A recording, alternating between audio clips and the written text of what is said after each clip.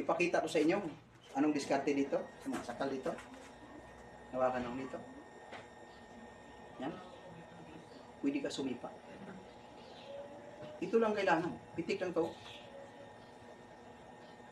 Sabay. Wala. Sakal. Pag atras ko, pag atras kasi ako nito, nawawala sa posisyon. Kasi tutulak yan eh. Pag tulak dito, pitikin ko lang to. Ang mangyayari sa kanya, diretso agad.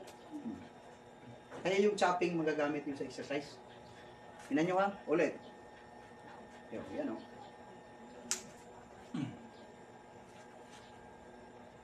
Pikit eh. Yan, ulit. Makakatamaan.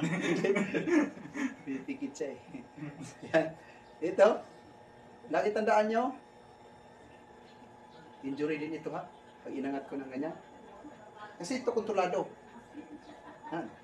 Nakanas. Lakasan mo siya. Ito lang.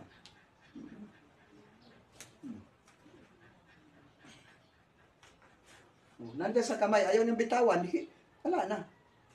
Ito, papakita ko sa inyo, simpleng pagdepensa sa mga itong malak. Kapit na gamitin ko, wala pa, simple lang. Yan. Yan. Ito lang kailangan mahalaga ito. Yan. Ulit.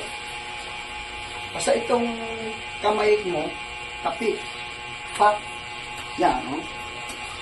Kahit saan siya po ang gulo, pwedeng malak. Kung gusto mong diretso, pak, subsob, yan. Tap, suntok, yan. Control. Suntok ulit. Atras ko lang to. Yung mga sikreto, kung gusto mong i-jerk mo siya, sa unang street pa lang, itong kape ko, suntok, ito yan. Yan. Yan. Pag suntok niya ulit sa kabila, suntok ka, atras na ako niyan, hindi naabot niyan. Sikreto yan. Yan. Go lang. Jab. Jab. Straight. Yan. Nasisira na agad siya. Pag suntok ko niyan yung uulit siya ng isa, atrasan ko lang itong isang kamay ko. Yan. Yan. Suntok. Pakita ko sa inyo yung tamang reverse. Reverse ko sa mga ganito paksa. Atras. Atras din. Okay. Yun yung mga reverse. Mabilis.